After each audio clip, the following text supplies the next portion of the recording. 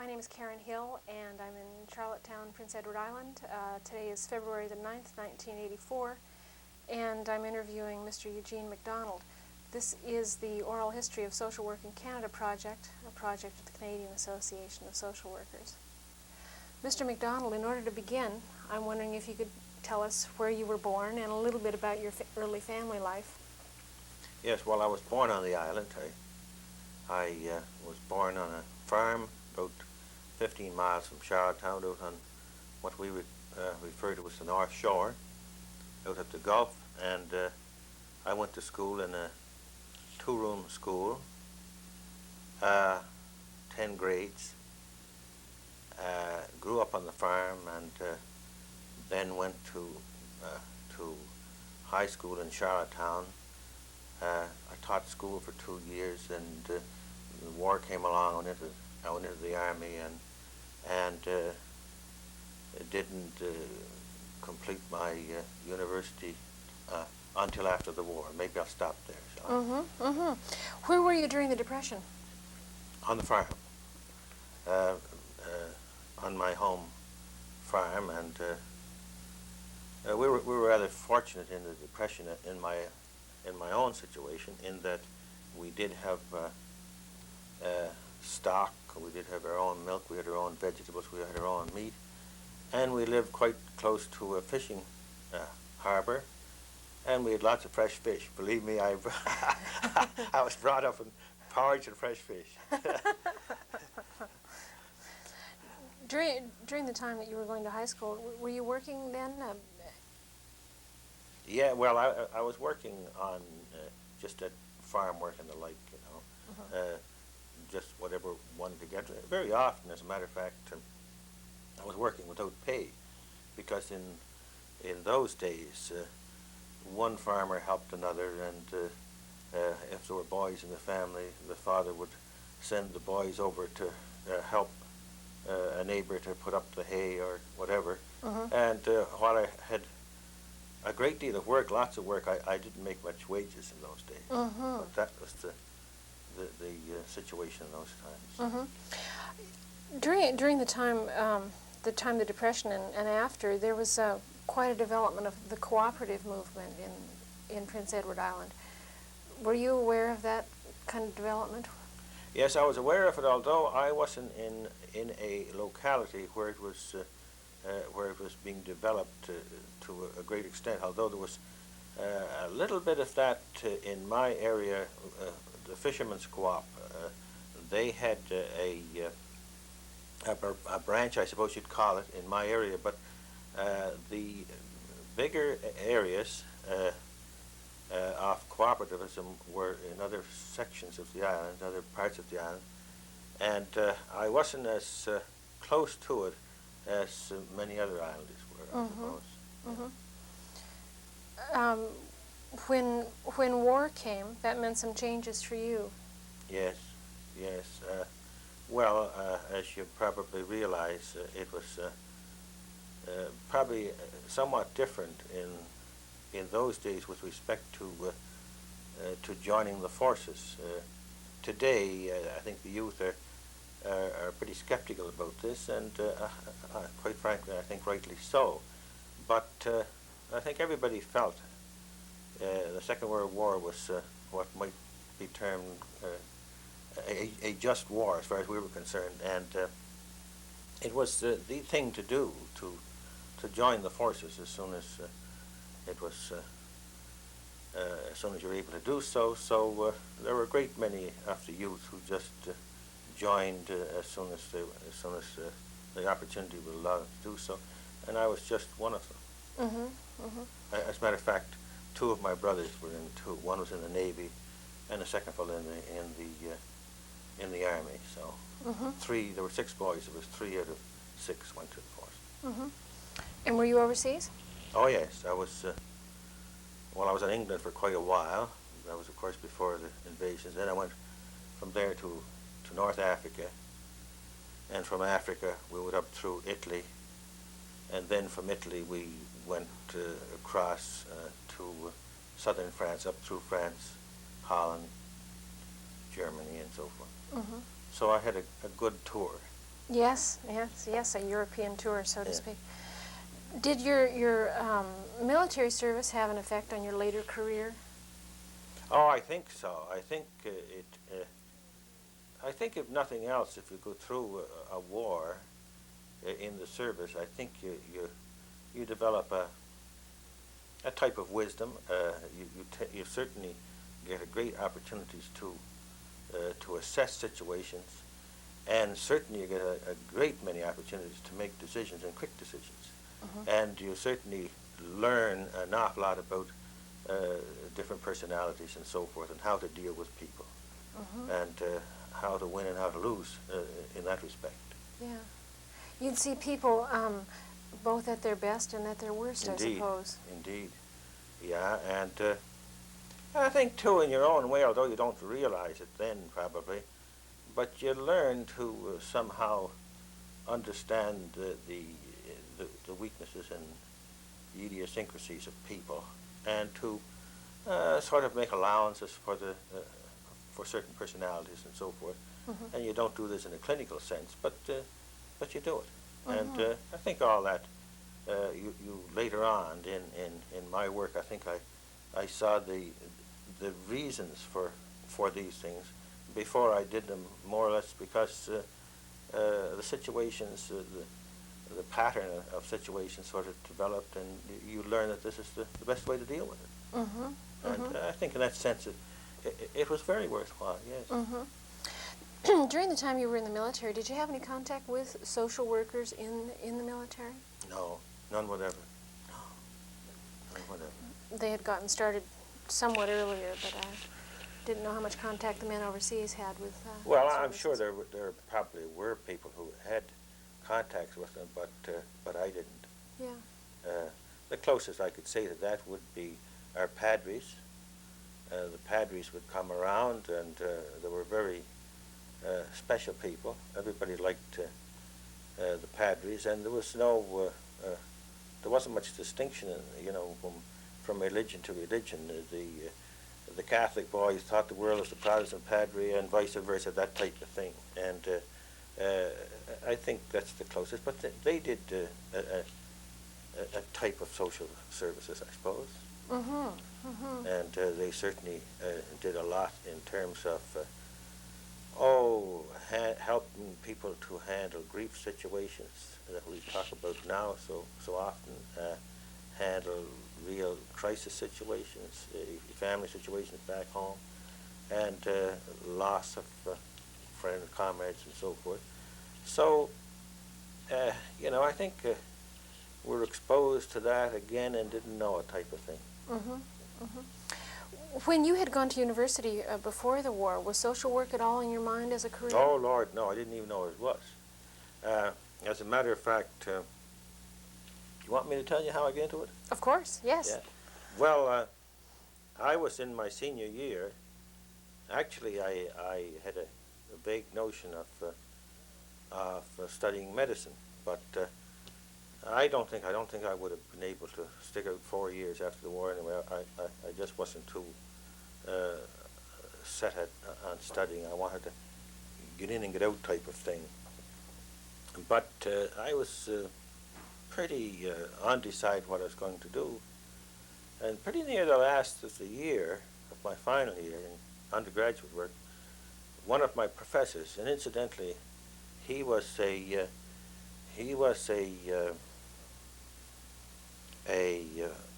former soldier too. He served down in Italy, and I suppose he knew something of the mentality of the veteran. And he said to me one day, "What are you going to do when you graduate?" I said, "I don't know." And he said, "You should study social work." And I said, "What's that?" And that's true. I didn't know what social work was. So he said, well, he gave me a little brief rundown. He didn't know much about it either. But he said, if you decide to study social work, he said, I'd recommend you for it. So I just let it go at that. And then I did graduate, and I was under the gun then to do something. And a friend of mine, a year or so ahead of me, had gone into social work, and I made inquiries of him, and he told me a little bit about it.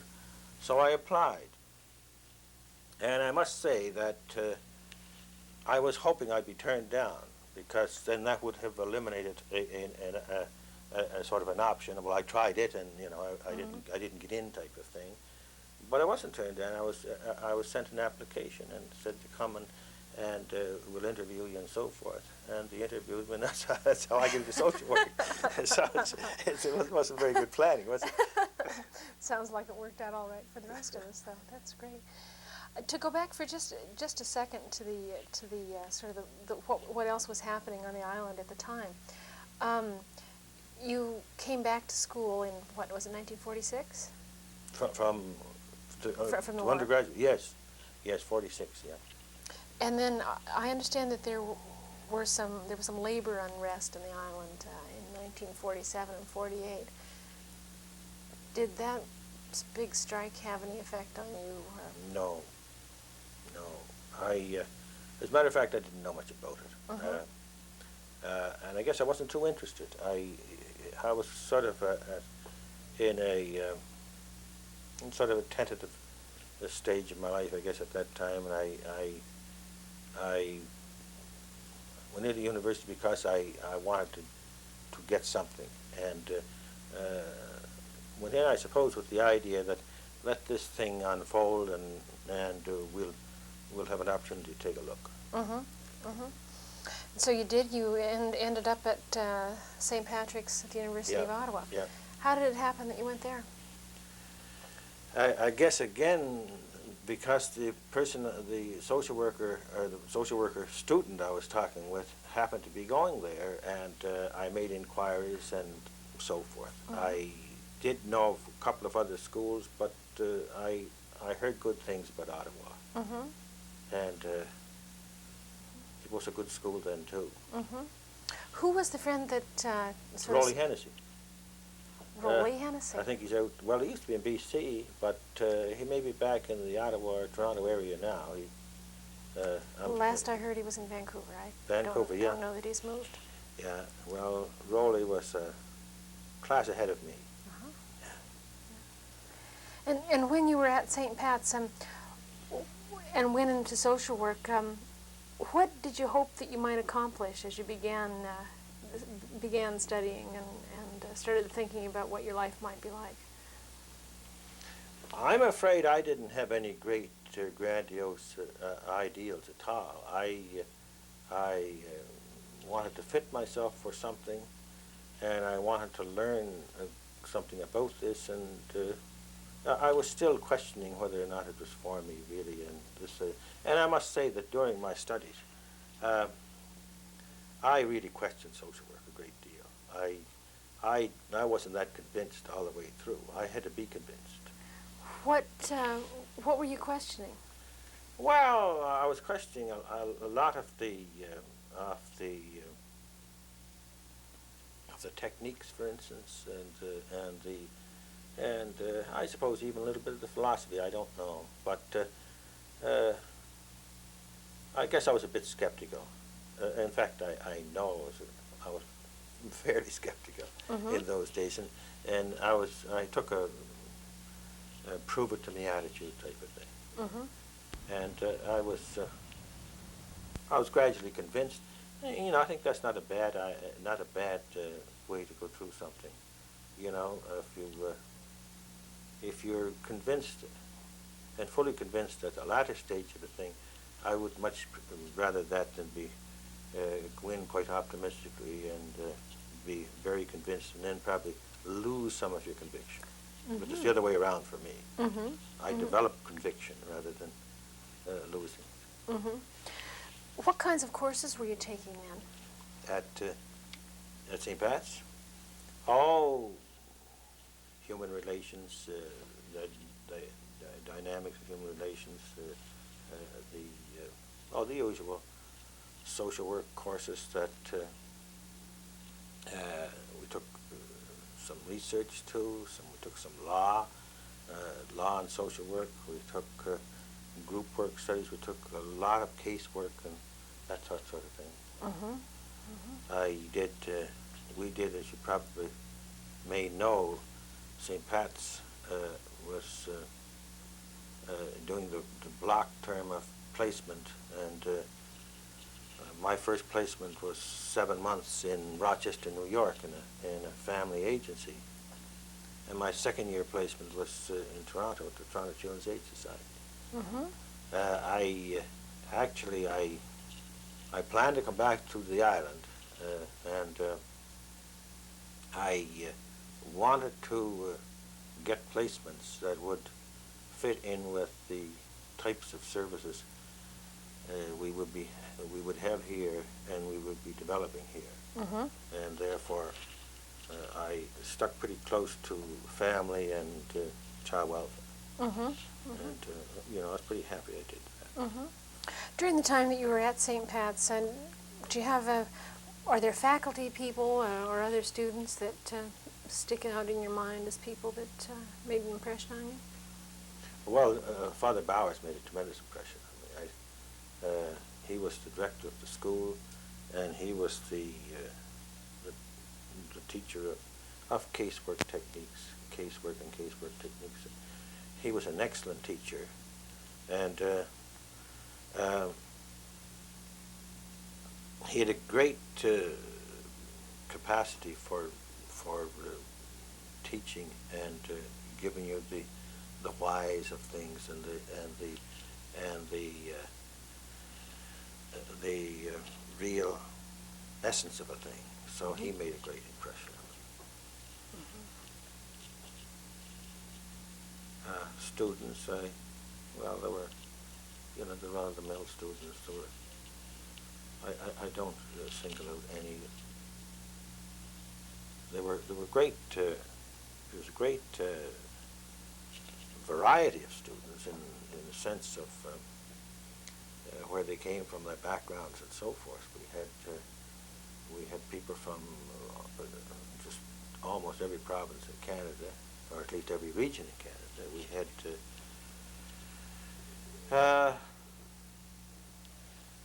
3 or 4 or 5 from the United States, the urban parts and the less urban parts of the United States, and 1 or 2 from other countries.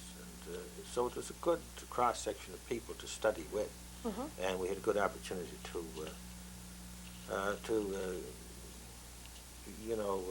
brush up against other cultures and that type of thing. Mm-hmm. And other patterns of living and so forth. Mm-hmm. And during the time you were at the Toronto Children's Aid Society, I can't remember who was the director there at that time. Richardson, Mr.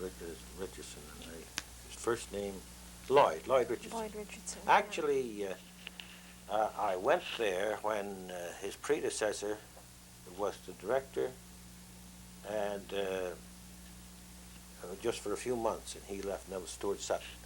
Oh, yes. You probably heard the name Stuart Sutton, and I'm sure you've heard of Lloyd Richardson. So those were the 2 men who were there then. Mm-hmm.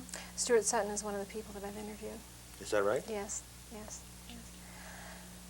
You finished in St. Pat's, when was it? 52. 1952. And what happened then?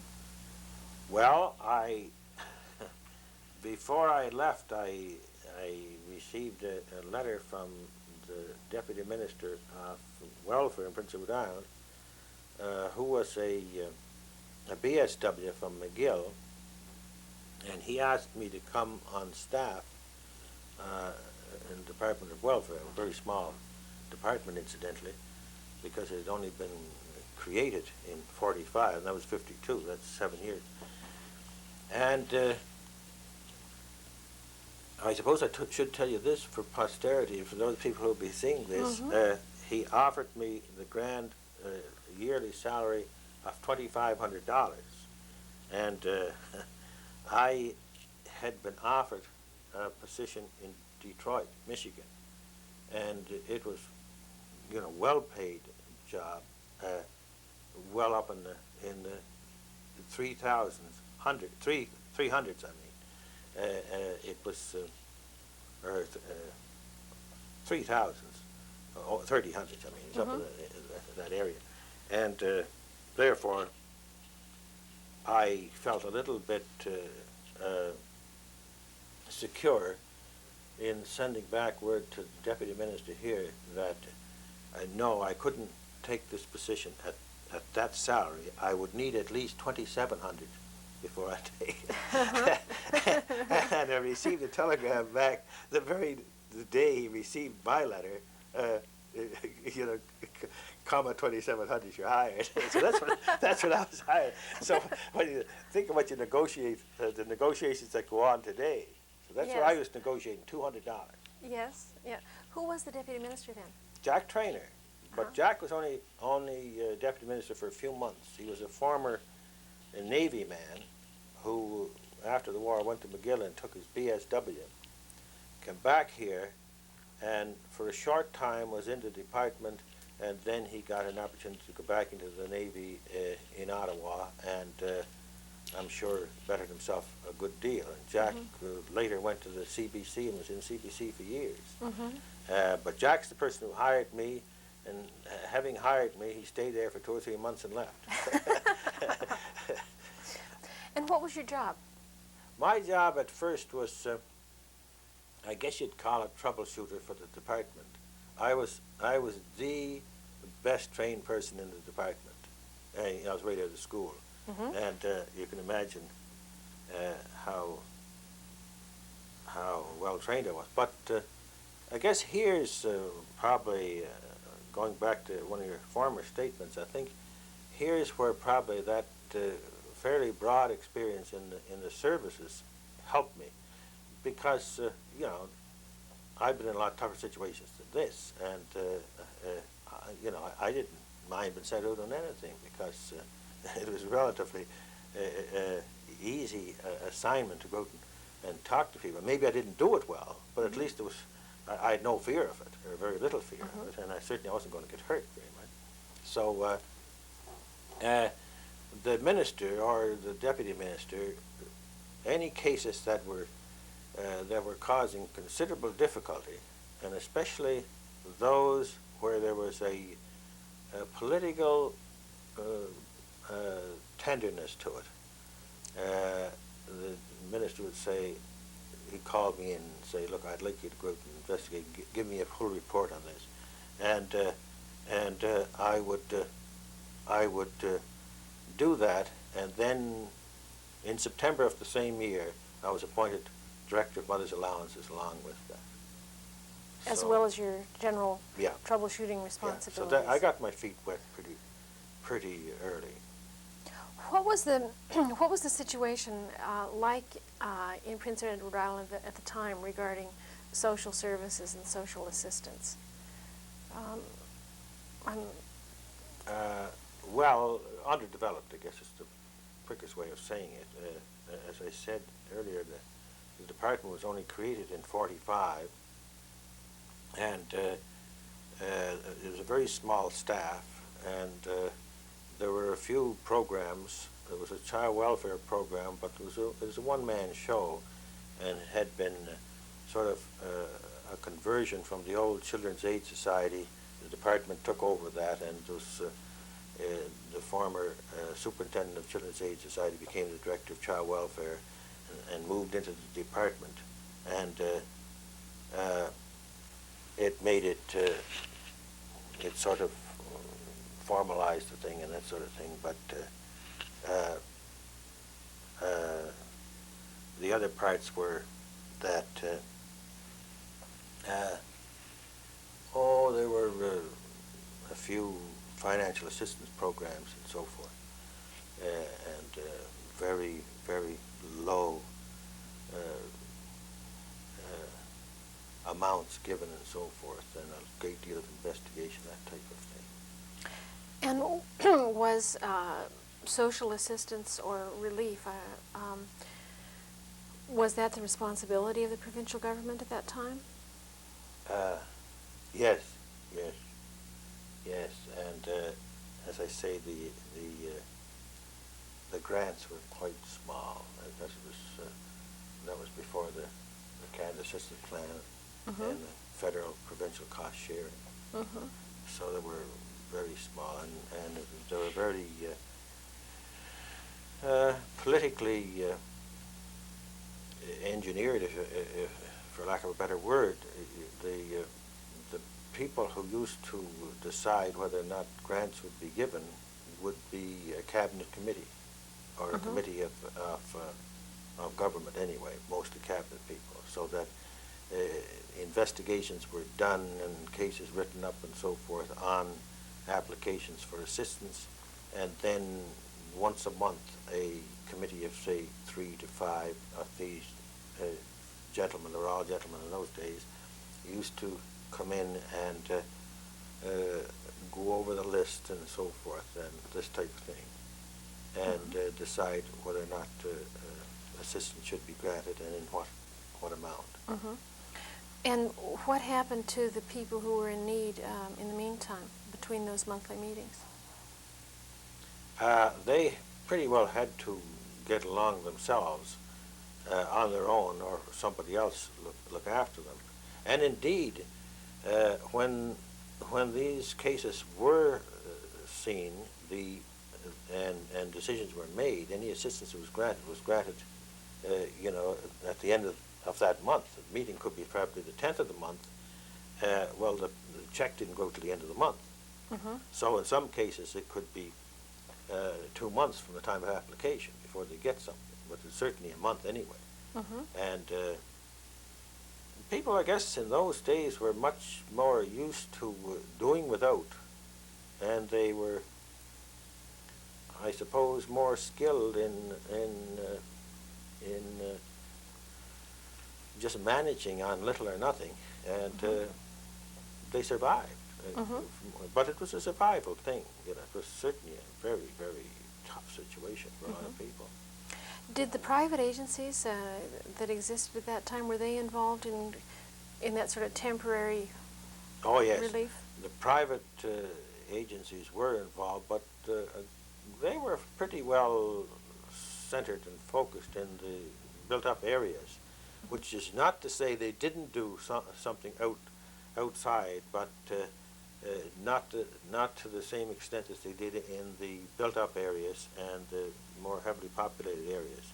And I should say, too, in fairness, that there were emergency cases, there were emergency types of situations where, you know, something is really emergent and something would be done. Probably the minister would grant something, but you know, they had to be very, very, very drastic before, you know, the fact that they didn't have any income was not in itself an emergency.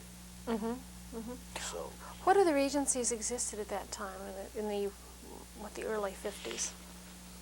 well, the Catholic, what is now the Catholic Family Center in Charlottetown, the Catholic Charities, then I guess you'd call it, is about the only one existed at that time. A little later came the Protestant Family Service Bureau and the Family Agency in Summerside. But in the early 50s, it was just a Catholic Charities in Charlottetown. The Catholic Service Bureau, I think it was called, in those days. It changed its name 2 or 3 times. So, and of course, excuse me, the churches were expected to do a good deal in those days. And as I indicated to you much earlier when I was talking about my own background, there was a great deal of neighborliness and one helping the other type of thing. So that in the country, for instance, if a fisherman, well, let's say broke a leg or had an accident of some kind or another, the other fisherman hauled his gear for him and that type of thing. And there was a lot of, you know, people being their brother's keeper type of thing. And I'm not suggesting at all that this was enough. There was a great deal of want and a great deal of need that was certainly unmet. And, but there was a good deal of this, and that sort of completes the picture, I think. At that time, what did the public see as the social problems that needed to be dealt with? Well, I guess they were gradually seeing that the poor, certainly the widows and the orphans, I think were the ones. And I guess we inherited this from the old Elizabethan poor laws and so forth. But the widows and the orphans were always respectable, quotes, needy. Certainly, there was not any great public outcry to help the unmarried mother, for instance, and certainly there were no one advocating that there should be public money put to help the addicted person, and you had to be pretty darn disabled before you attained the level of respectability that was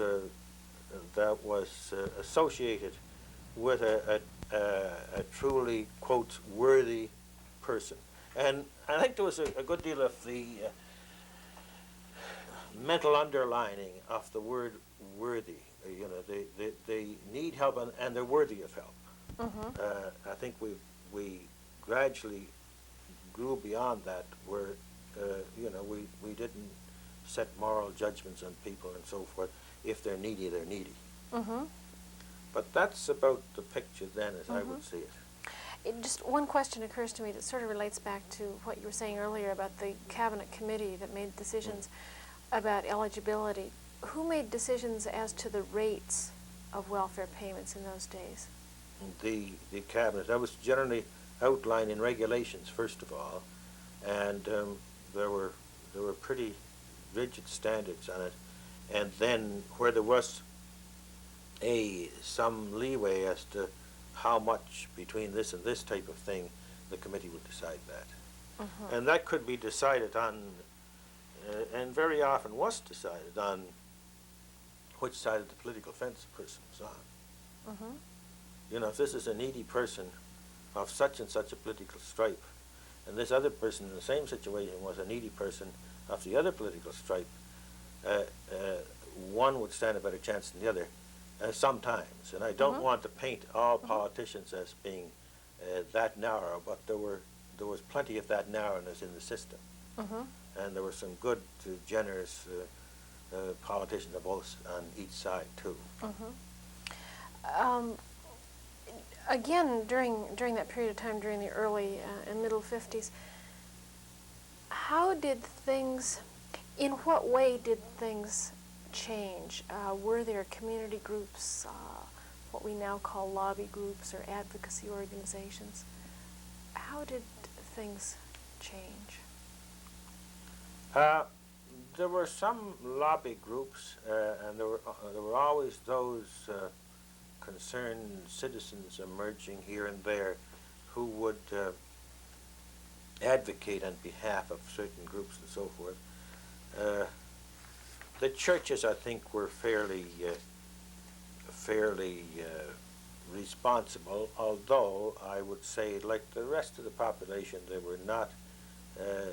They didn't have the broadest concepts of some of these things, but they were concerned. Let's put it like that. But I would say the greatest impetus came from professionals, and I take that across the spectrum of professionals. I'm thinking now, for instance, of two or three medical people, of one particular judge, of a few social workers, and there were only a few of us, some teachers, and that type of person who came in daily contact with these people, and who had to sort of agonize with these people's problems. That and maybe I hadn't thought of this before. Maybe it was something of a response to their own agonies that they were getting together and saying, "Look, we have to do something with this."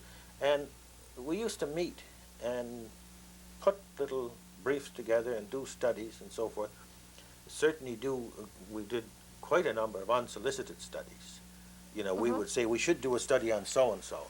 And we would do a study and we'd write it up and it'd be, you know, pretty darn good sometimes. And we would then present it to government. And then, of course, other people would jump in and sort of lend more support. So I guess there was a good deal of education being done in that sense. There was an educational aspect to this, and certainly the clergy were very hungry, I think, to get more of this type of thing and to learn more about these things, and would join that group. And it got bigger and bigger type of thing. So you got a lot of that, and occasionally you'd get a politician who would be interested enough to attach himself to some of this. So I'd say that was the greatest, probably the greatest effort and the best organized effort, and probably the most worthwhile and intelligent effort. Who were some of your colleagues in that group? Well, the judge I'm thinking of he's deceased now, Judge Traynor. He was a great character, and very concerned. He used to be judge of he did a great deal of the work in child welfare and juvenile delinquency. A very concerned man with good forward thinking. It was Dr. Maloney, who was an obstetrician and who later became, many years later, he became, in the 70s actually, it was 20 years later, he became Minister of Social Services. And in those days, I don't think he had a notion in the world to ever get into politics. There was Dr. Beck, excuse me, who was a psychiatrist. There was another gentleman, I'm sorry, I can't think of him right now. He died several years ago. He was superintendent of schools in Charlottetown. Excuse me, there were several clergymen. John Eldon Greene, who was a social worker attached to the federal government, the Family Allowance Old Age Security. He was very active. And Sister Mary Henry, who was involved in Catholic Social Welfare Bureau. I'm talking too much. Would you like to stop for a minute to clear your throat or anything? Fine. We could have a minute if we may. I think I'll have a drink of water. All right. If you want to turn everything off then for a minute. We're resuming the interview with Eugene MacDonald in Charlottetown. Mr. MacDonald, we've been talking about what social services and social welfare in the province was like in the mid-50s, early to mid-50s. And I'm wondering if we can move now more specifically to your work and what you were doing with the Department of Welfare. When you began as troubleshooter for the department, what kinds of responsibilities did you have? Well, certainly I didn't have any guidelines or rules. I was usually just called in on cases that presented difficulties to other people, or as I indicated, that were rather delicate in terms of the political climate and so forth, and very often asked by the minister to do a complete investigation and study of this and make a report on the matter with recommendations, that type of thing. I was given quite a free hand, and it was rather advantageous to a young social worker in that it did give me the opportunity to be rather bold in making recommendations, and probably, and I think I realized it fairly frequently, that I was injecting certain philosophy and certain, if you will, new concepts into the department by making recommendations and advancing rationales for these recommendations. And it's certainly very often the minister would give serious thought to them, and you could tell that this hadn't occurred to him before, and sometimes even he would discuss with his cabinet colleagues, and it did present me with good opportunities. What kind of what kind of a principle might you be trying to inject in there? Can you think of an example of something that would have been? Well, I find it hard to come up with anything very intelligent here, but let's use something like a non-judgmental approach towards somebody, and to disregard a person's background in terms of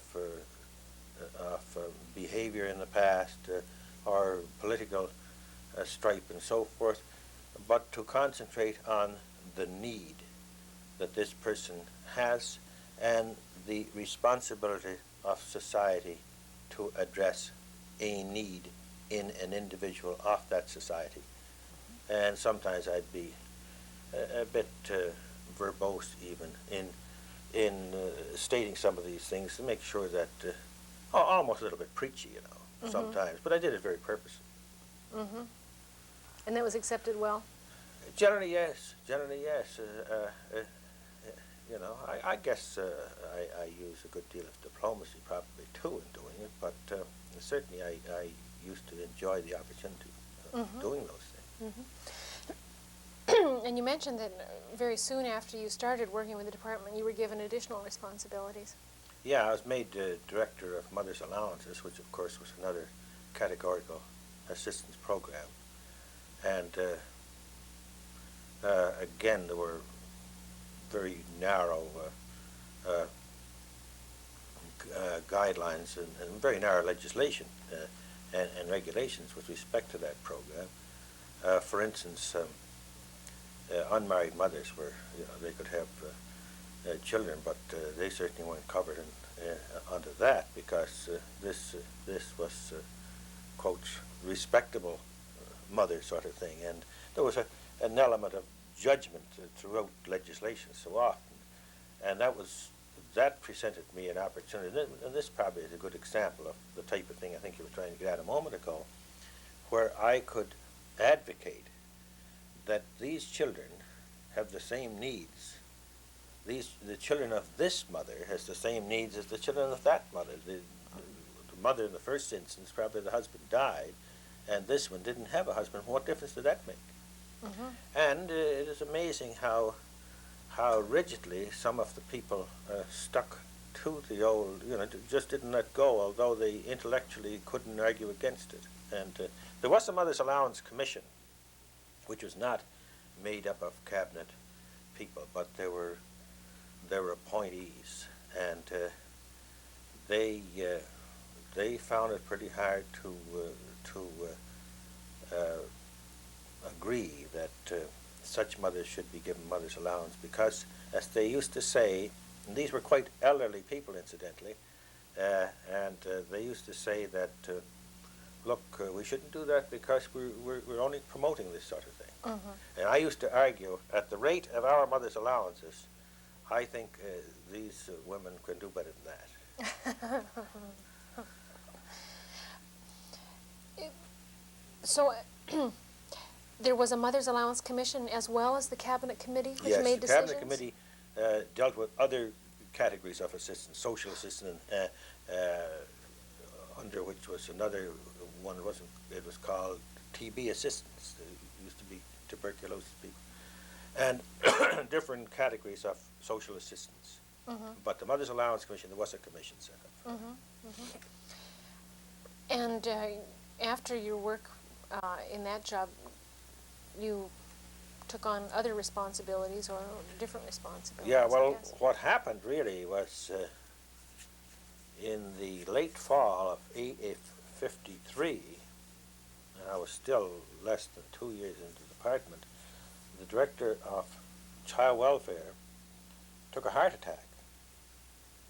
And the minister called me down to his office and he said, look, would you look after things in child welfare until we get someone appointed? And I said, well, sure, I'll be happy to do what I can. Well, it ended up that I was between acting director for quite a long time, and then I was made director a year later, and there's a story attached to that. I was over 20 years in child welfare then, director of child welfare, either acting or director. As director of child welfare, what kinds of things were you doing? Well, the usual gamut of services that you'd find in a Children's Aid Society. Certainly investigating protection cases, trying to help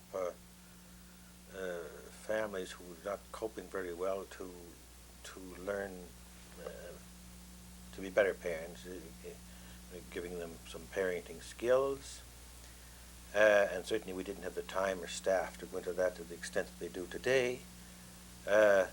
Children in care, well, first of all, before getting care, a lot of court work. And then the children in care, foster home finding, foster home supervision, excuse me, and adoption work. This gamut of child welfare services. Incidentally, in those days, when cases had to come before the court, protection cases, and juvenile delinquents, and incidentally that was another branch of the child welfare service, juvenile delinquency, we didn't have a lawyer in those days to act for the department. The person who prepared the case, presented the case, and examined the witnesses was the director of child welfare. And many lawyers in Prince Edward Island for many years would say that Eugene MacDonald had more courtroom experience than any lawyer in Prince Edward Island. And it was true. There may have been 3 or 4 lawyers who had more courtroom experience than I had, but certainly no more. I'm talking in terms of numbers of cases. Certainly they had a broader experience, but I think I was in court more often than most lawyers. So that was the type of thing. Was there a heavy caseload? We used to have in care then, 250 to 350 children in care and foster. And then we'd have a range of protection cases, and it was a heavy, very, very, very heavy caseload for the staff we had. Extremely. How many staff did you have? At that time we had about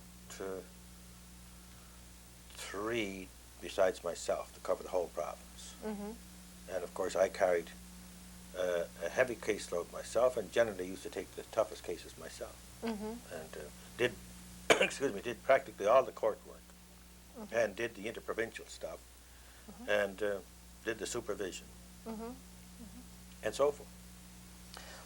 What kinds of challenges did that job present for you? Well, it presented a tremendous number of challenges in many respects, and I guess the biggest challenge was to maintain my sanity and my sense of humor, and my health.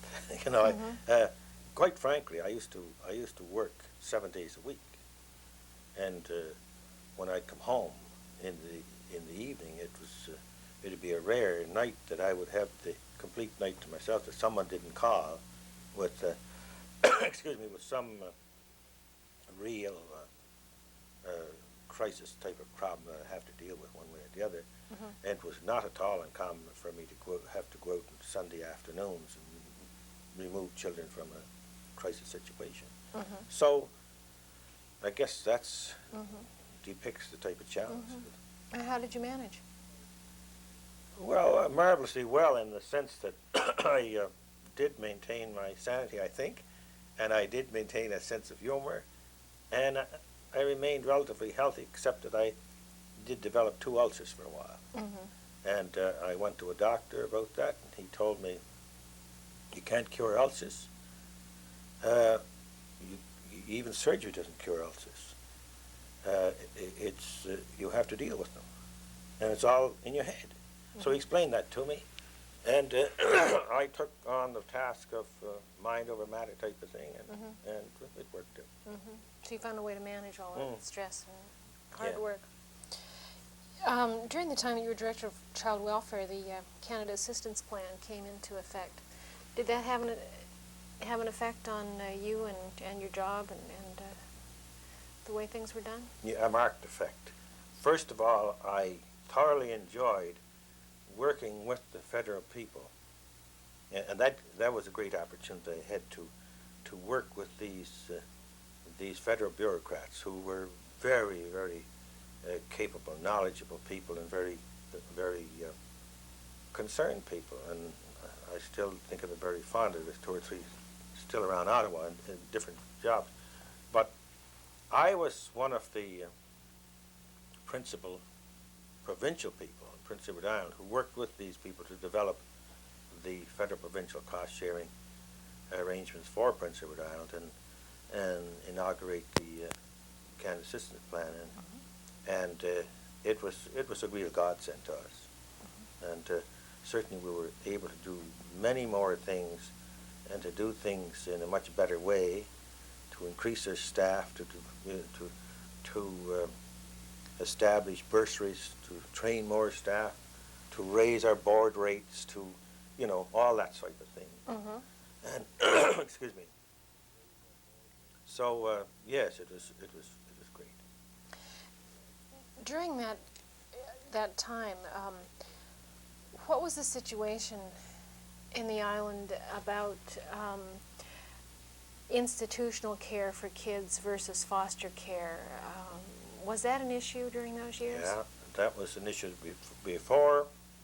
Before that, we had two big orphanages on Prince Edward Island, Catholic orphanage and the Protestant orphanage, each of them caring for roughly 100 children.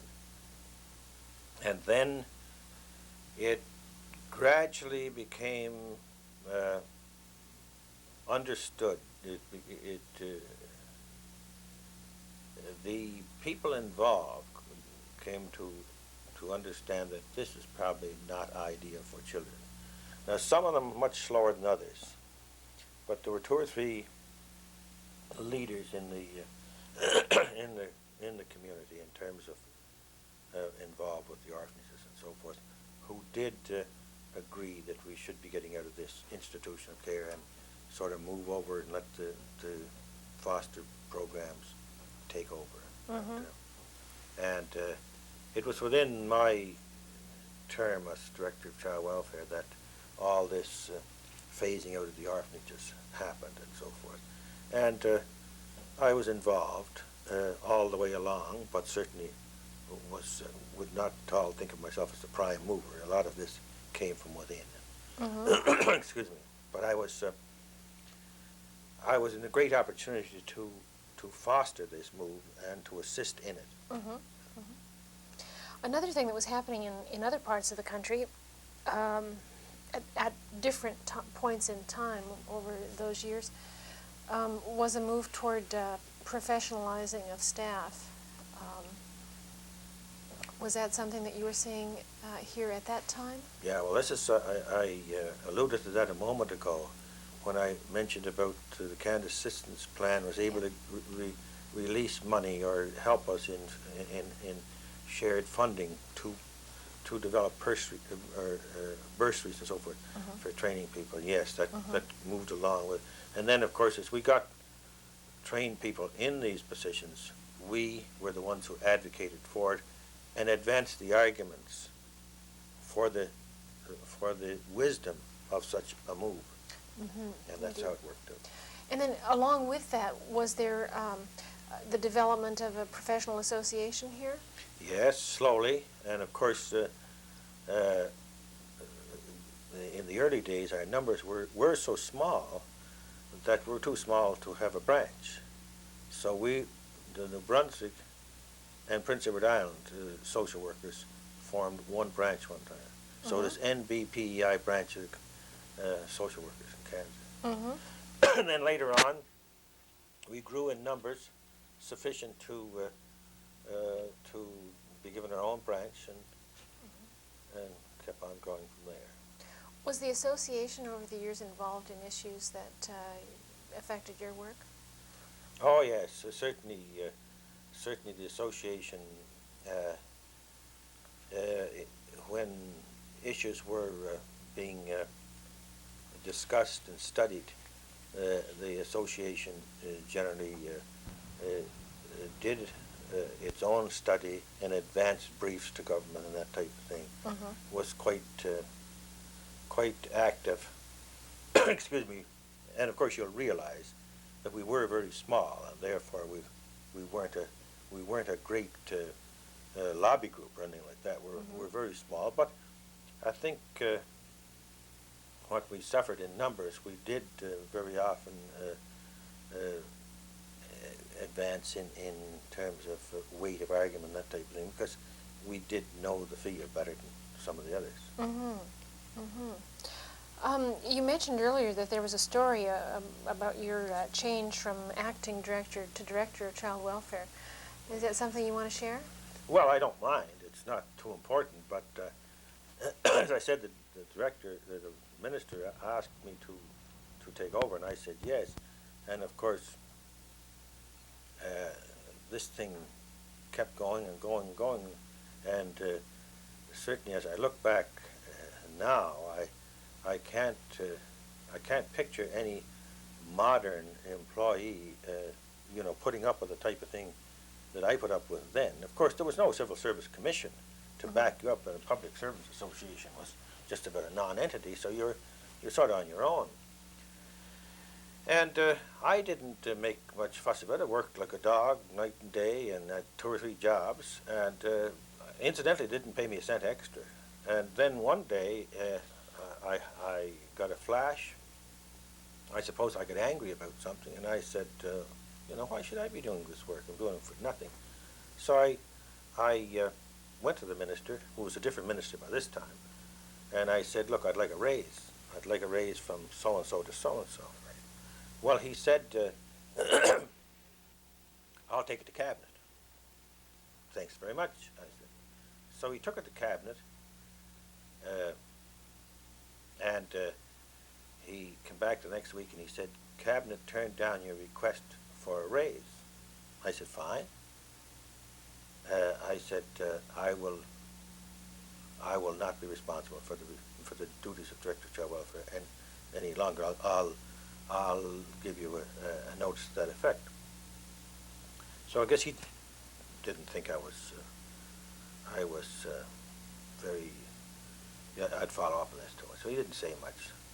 So I wrote him a quick little letter that day, telling him that 30 days from now, or any date earlier that you wish to pick, I'll not be responsible for Director of Child Welfare, the duties of Director of Child Welfare.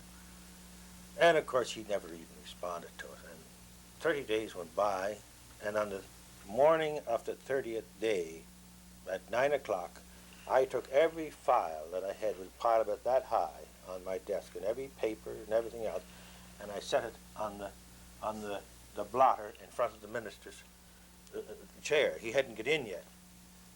And when he came in, he looked at this, and he got very dismayed about the whole thing. And, well, I sent you a letter on it. I said, well, and then he immediately appointed somebody else, one of my staff, to act.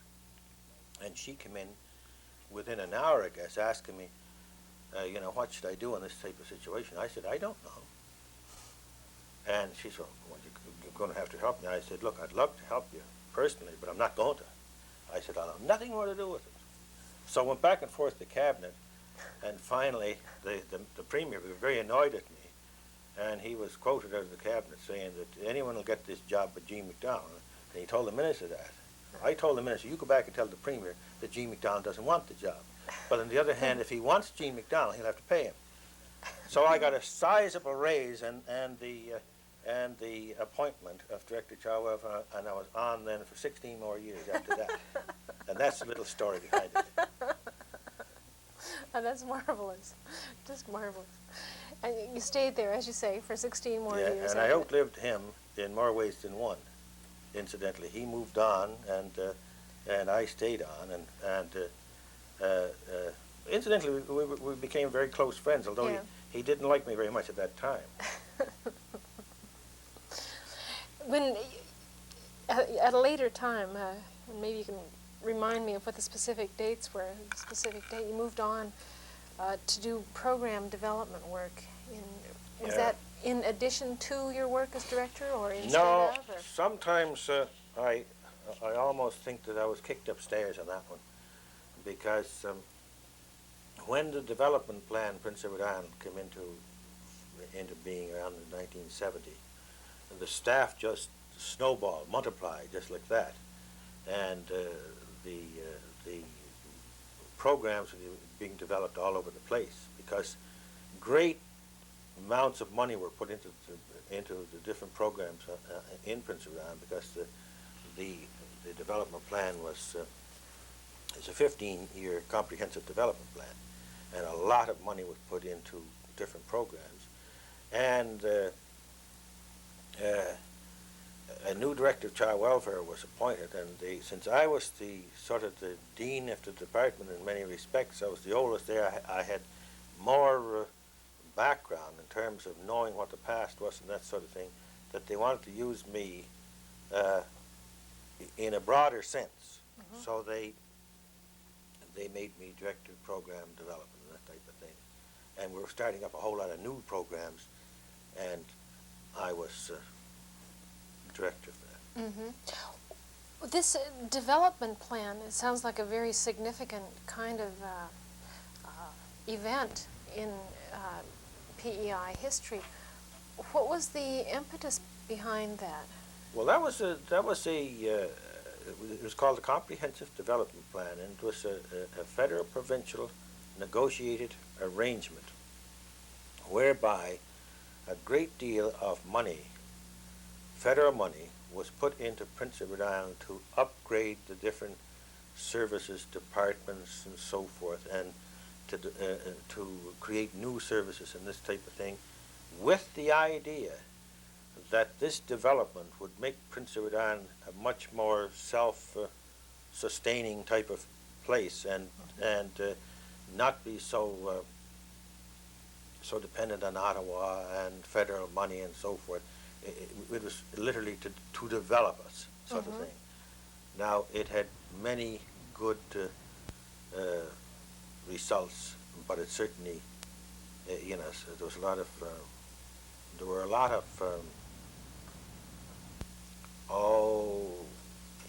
aims and objectives that weren't reached in the whole thing. So that's briefly. The development plan included social development, too. Yeah, although this was I guess you'd call it a secondary interest, in a sense. It is the physical development that they concentrated on first. They wanted to develop the fisheries, they wanted to develop the agriculture, they wanted so as to increase the industry and finances of the province and so forth. But the human services, there was sort of they got a sort of a secondary position, because some people, professionals again, and then through them the politicians made a very strong advocacy in terms of these things. You can't do this without doing this at the same time, keeping the thing in balance. And then monies were put in for the development of health and social services programs, and a whole lot of new programs were developed. So that would have happened after the advent of the hospitalization and medical care plans that came in federally, and the Canada Assistance Plan had come in shortly before that as well. One of the things that I've read about that development plan is that the government of the day, during an election, campaigned on the slogan of taking government to the people, and they were talking about having local offices around the province with intake workers. And was that intake in regard to social needs as well as economic? Oh yes, very questions? much so. Yeah, and this is one of the the things that I, as director of program development, was very much involved in, because we, with this new approach to things and with the funds to do it, we certainly multiplied our staff many times. We multiplied our programs, and then we opened up regional service centers throughout the province, where there was in each place there was regional service coordinator, and there were the different departments of government, and certainly desks for the federal people, for certain federal departments were there too. And where a person, let's take the west end of the island, instead of coming way down to Charlottetown, and very often not coming because the distance was prohibitive, they would go into their regional center, and they could go from probably office to office. They might have a social service program, they might have a health program, they might have a sick animal where they need the vet, and an agriculture program, and so forth. And that was the idea, that central intake of that type of thing. I see. And was that one of the principles that you were trying and successful in promoting then? Or? Well, yes, it was certainly one of the things that we certainly believed in within our own department anyway, even if it wasn't, although we agreed with that too, but certainly we certainly advocated the need of getting our services, our social services, available to all parts of the province, and therefore to decentralize. So we really pushed that, yes. During the time that you were doing program development, did you focus on developing the services of the department? And was there also some attention to developing private agencies, developing self-help groups, developing volunteers? Did you have a particular area of emphasis?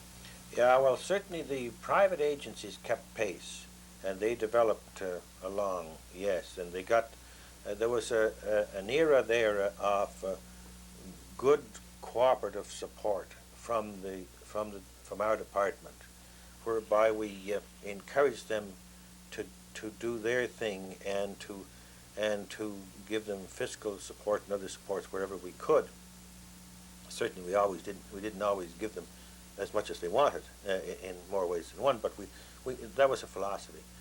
And the volunteer groups, the one I would think that was really stood out in terms of development was the Association for Retarded, CMR, Canadian Mental Retardation Association, and later a little later the Canadian Mental Health Association local branch.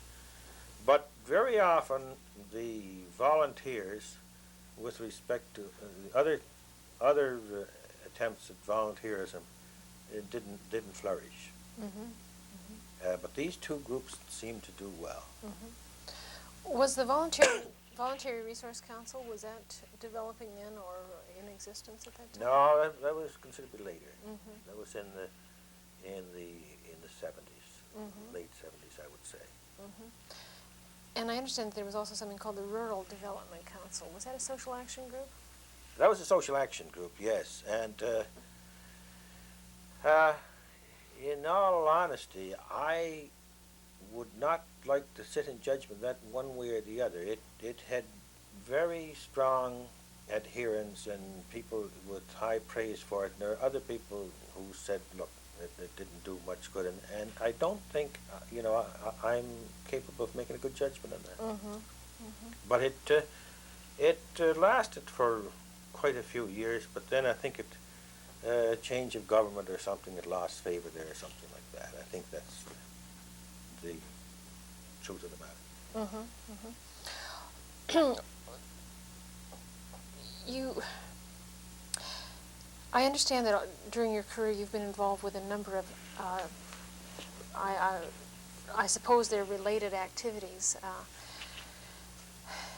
you've served with a number of commissions, a royal commission and then some other commissions. Could you tell me about those, what they were and how they related to your work? Well, I had a very close tie with the Justice Department here, and it was an odd type of liaison in a sense, I suppose. But if you recall, I mentioned earlier where I had a great deal to do with the courts. You know, in that I had to present in court a lot. So I was very well known by the judges and by a lot of the lawyers, and very often, if there was some request for some type of study or something having to do with the justice system, sometimes I would be named as a Prince Edward Island participant in that type of thing, even though it wasn't in my department.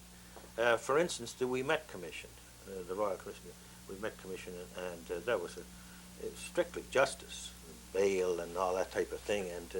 And when the Deputy Minister of Prince Edward Island was asked to name someone to, not to sit on the commission, but to be a representative to relate to the commission, I was named, and I wasn't even in the Justice Department. But it was a great experience for me.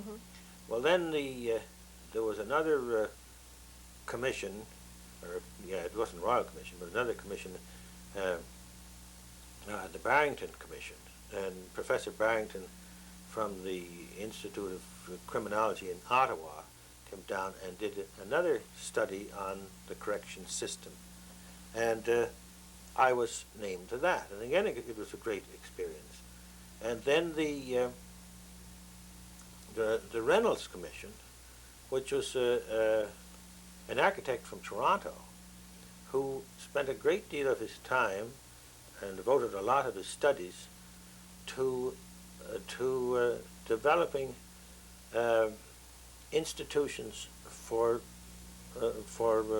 correctional institutions, penitentiaries and so forth. And the We Met Commission earlier, and certainly the Barrington Commission, had condemned our jails out of hand. They said they were medieval and beyond, earlier than that they were terrible, and something must be done about them. So finally the government did decide to build a new correctional institution to replace the jails here. And the Reynolds Commission, this Reynolds from Toronto, he headed the thing up. And of course, a logical person to go on that commission was myself, because I was attached to the We Met Commission, who made this strong recommendation, and the Barrington Commission, who had also studied and from another angle. So I went on that and helped design the new correctional system. So if it's good, I'll take a little small piece of the credit. If it's bad, I guess I have to take some of the blame. So those are some of the things those steps do.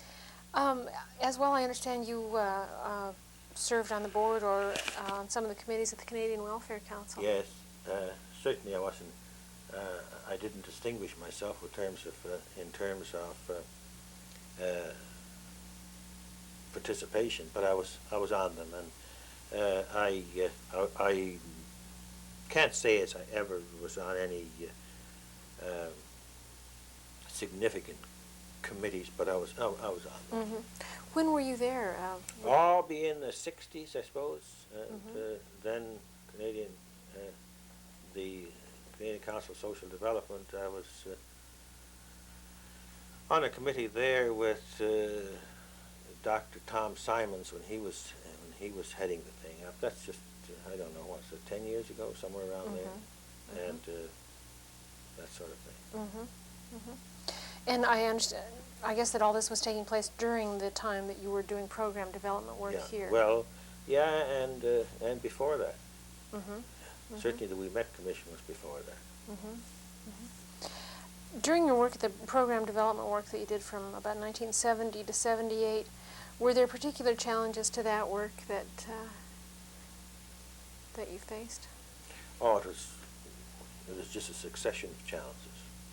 It was, developing new programs, finding the right people for them, to head them up, to make them go, training the right people, finding the right places to train them, trying to get the money to do all this, and then trying to get the right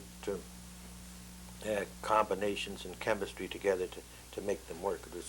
It was a real ongoing challenge, and it was great fun, really great fun. Yeah. In program development, where do ideas for new programs come from? From several places. One of the places you get ideas is something that you've been wishing to do for years, type of thing. And certainly, if you've been in the field for several years and in a continuing type of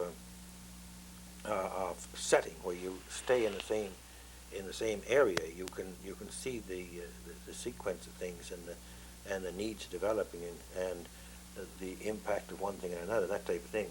So you often say, if we only had so and so, or if we could only do so and so. So very often, that's where the ideas come from.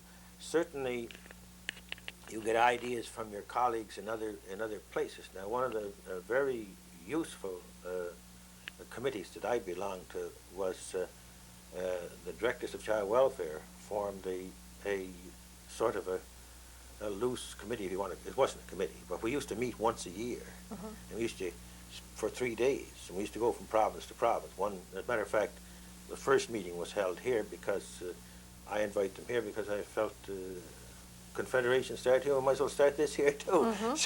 So we met here, and then the next year was someplace else, and the next year was, So you got to go across Canada, and part of our 3-day get-together generally was to take the out-of-province people around and show them what you're doing in this or this or this, and especially new developments.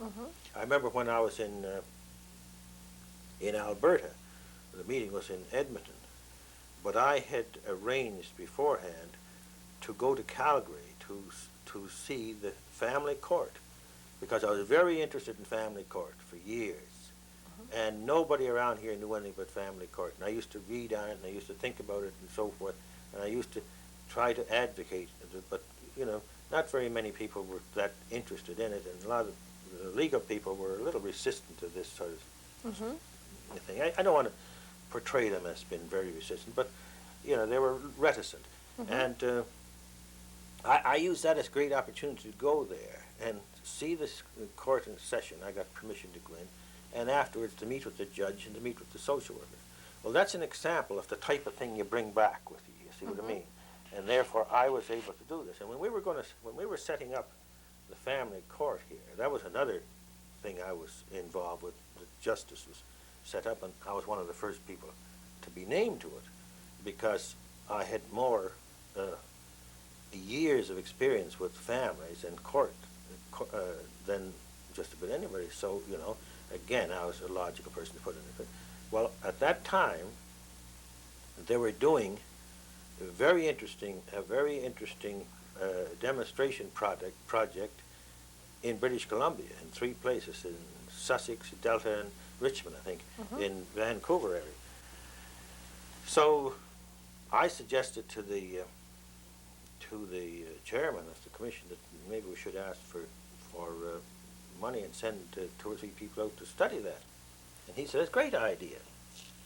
And luckily, I was one of the 3 that was sent out. There was a lawyer, and myself, and another fellow from Justice. And I met, I'm digressing here a little bit, but I think it also answers your question in that it shows how programs can develop, and sometimes a lot of accident attached to it. But when we get out there, it was decided that we would split up, and they would take one of us to the Sussex family court, another to the Richmond family court, and another to the Delta. As you know, the 3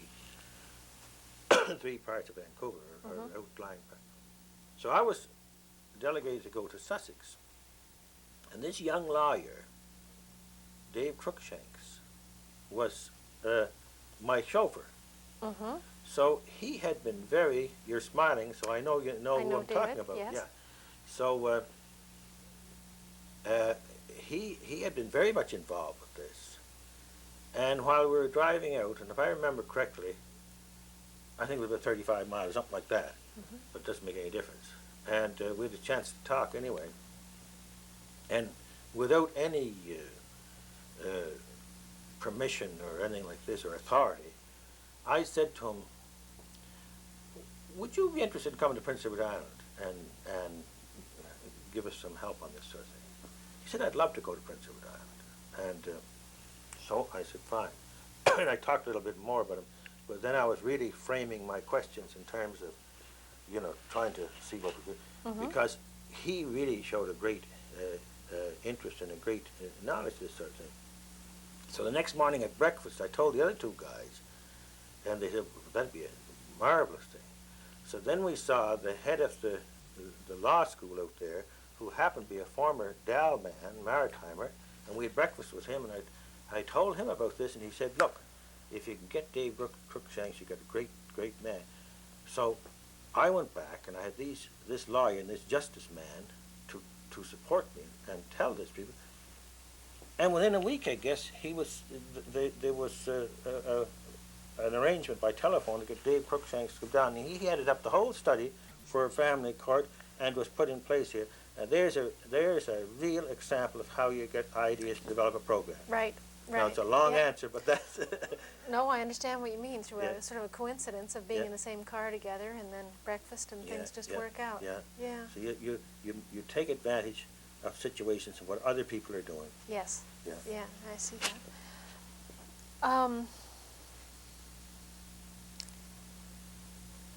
You moved on from the Department of Social Services a little later on. What precipitated that move from social services to health? Well, as simple as this, there was the minister of the day believed, as did just about everybody else, that the mental health situation needed a shot in the arm, and it needed development. So a study was set up called the Mental Health Advisory Committee, and it lasted for probably a year. I don't know, but again, I was on that. And the Deputy Minister of Health was on it, and several others.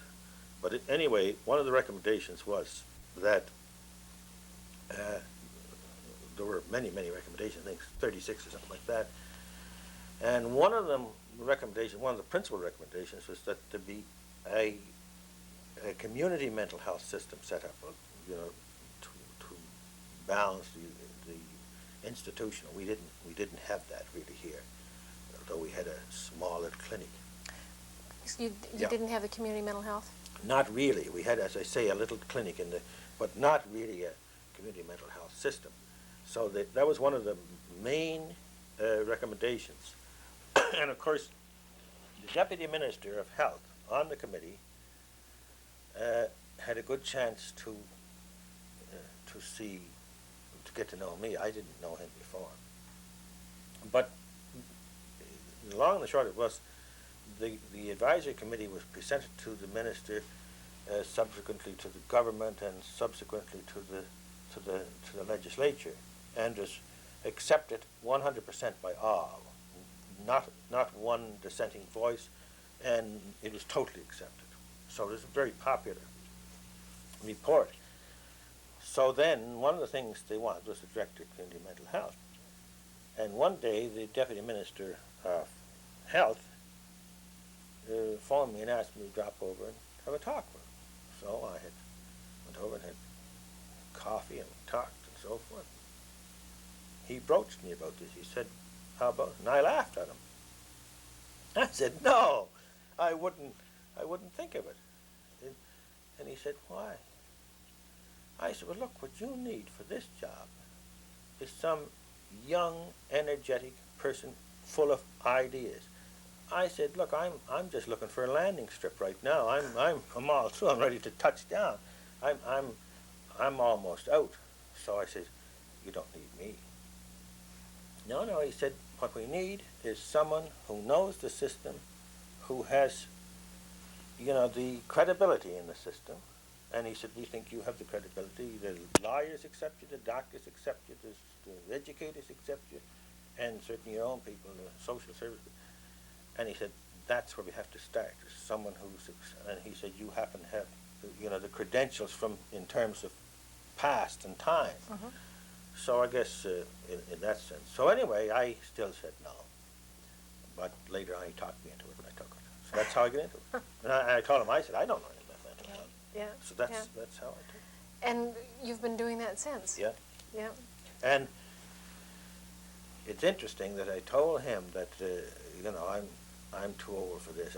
You need fresh ideas and so forth. But it was one of the most rejuvenating things that happened to me. You know, when I got into it, I really loved it because you had to start from scratch. And you had to think up new ideas. Again, you had to go and battle with government to try and get positions and get different types of things and get so-and-so and convince them and make presentations to cabinet, make presentations to Treasury Board and all this sort of thing. And it was good fun. And we tied in with the Clark Institute of Psychiatry. That was another of the recommendations of that study, that we'd establish a contractual arrangement with the Clark Institute in terms of providing a director of mental health for the province. Dr. Sam Malcolmson came down from the Clark Institute and became director, and I became director of community mental health. And we had our offices side by side, and it was one of the most pleasant working relationships I ever had. Sam and I just got along great. And you know, he lasted here 3 years before he went back. He's now the head of the Queen Street Mental Health Hospital in Toronto. And you know, I really hated to see Sam go. Well, he was a marvelous type. Yes. Yeah. And between the two of you, you were able to get a lot going here. Oh yeah. We had a lot of, we got a lot of things going, and going in a hurry. Yeah. What kinds of things did you accomplish, or have you accomplished? Well, we established 3 clinics, one in Summerside, one in Montague, one in Charlottetown. We set up a day hospital in Charlottetown. We got a good liaison going between the family physician who has patients who have mental or emotional problems, so that they would make referrals to our clinics early and get consultation and or treatment and so forth. And therefore we're able to keep a lot of people out of the institutional care, out of hospital. And then it would follow up on the other end. And another thing one of our mandates has been is to have a pretty high level of an educational component to it, so that we educate first our own staff. We try to upgrade the staff of our clinical people to the highest possible level of clinical skill, to educate the other professionals, social services, probation people and so forth, wherever we can, and the public at large, 3 levels of education. And we've been pretty extremely busy in those areas, and we're now at the stage where we just can't even keep close to the demands for more and more of this sort of thing, which indicates to us that it's pretty good. For instance, the guidance people in the schools now have some of our people giving little workshops to parents on school discipline and so forth, and how to handle small children in the very early developmental stages. We have another going right now in Summerside over a period of 5 weeks with about 200 parents, and this is in collaboration with the schools, the high schools, for dealing with adolescents and so forth. We do a lot of things on stress, we do a lot of things on depression, a lot of things and so forth. Yes. That type of thing. These are examples of things we're doing. And you're still very active, working full-time in that area? Yeah, but like I said, 5 years ago I was looking for a landing strip. Now I'm getting down very close to the ground. I'm almost ready to land. You're nearing retirement Yeah, then? quite near. I would say within the next year I would be retired. And do you have plans for what you'll do then? Well, somebody said this to me not long ago, and I'll give you the same answer. I said I'm going to row upstream for a little bit, pull in my oars, and just drift for a while, and just you know. Yeah. I'm going to. I have no great plans, no. But I know there's a tremendous lot of things to do. I'm sure that organizations in the community will have be knocking at your door the day that you retire, getting you lined up to do some kind of Well, I activities. hope they'll leave it at least 2 or 3 days after. I wonder if I might ask a question about which I believe relates to mental health. Although if I'm on the wrong track here, please tell me so. I understand that within the past couple of years, Prince Edward Island has passed some legislation which gives police powers to go into a person's home if they're suspected or thought or reported to have an addiction problem. Addiction, I guess, is sometimes thought of as a mental health problem. Has what I said about the legislation, is that accurate? And if so, what was the result of that? Well, okay, the accuracy it's accurate. It was drafted. It got first, second, third reading. Hasn't been proclaimed, and the reaction to it was pretty tough, pretty anti. And I think this is the reason it's not proclaimed. And although I have no way of knowing, I'm not a legislator, but I'd give at least even money that it never will be proclaimed. And certainly, if it's left up to me, it won't be proclaimed. If it were proclaimed, would that have any effect on the work that you're doing now in the Department of Health? I suppose in remote cases, but certainly wouldn't be.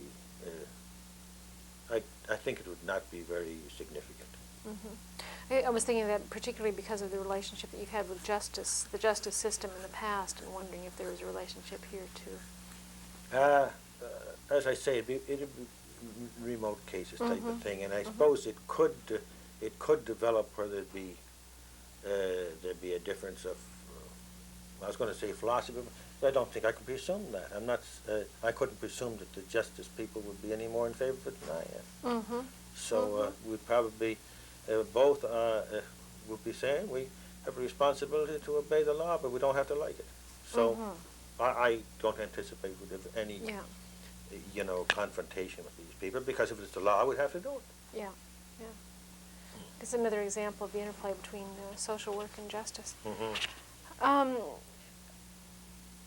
wondering if, given the range of kinds of work that you've done, if there's anything that you'd say about things that are yet to be done in Prince Edward Island. Well, if you were starting now, knowing what you know, what would you think are the major things that need to be worked on? In a way, I hate to. I'm sorry you asked me that question because I'm going to have a great deal of difficulty. I don't know. There's such a conglomeration out there of needs and confusion in many respects that it doesn't lend itself to nice, clean, clear answers. I think even if I wasn't starting now, but one of the things that is becoming terribly apparent to me in the last few years is because of the complexity of the cases we run into and the complexity of society and the many influences on behavior and family and individuals and so forth. I think I'd be even more strong in terms of trying to get a high level of training to deal with these things, and I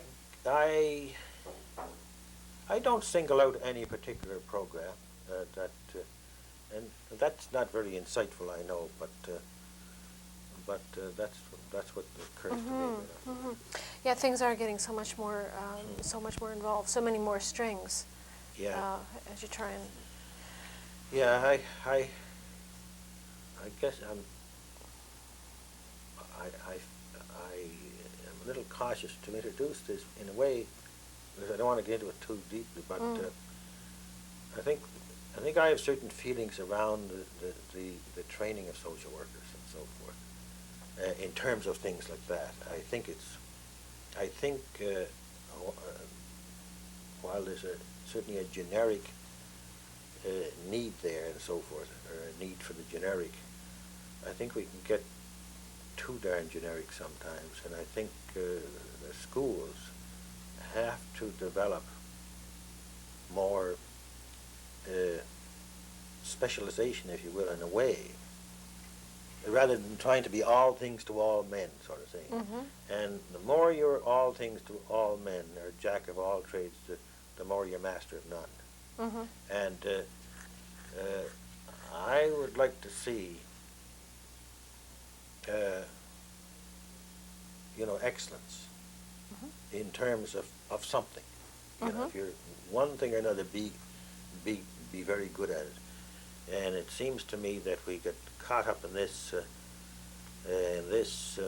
social planning thing a few years ago, where we didn't want everybody else to be the planners, that we want to be planners too. And there's nothing wrong with having a piece of the action in terms of planning. But I see planning as being a specialty, you know, to be a real planner. And you can't be a social planner just because you went through social work for a couple of years, and be a caseworker and be a group worker and be, a whole lot of other things. Quite frankly, I see you coming out with not very much of anything and a whole smattering of nothing. And that's a pretty blatant type of statement for anyone to make. But that's the way I feel.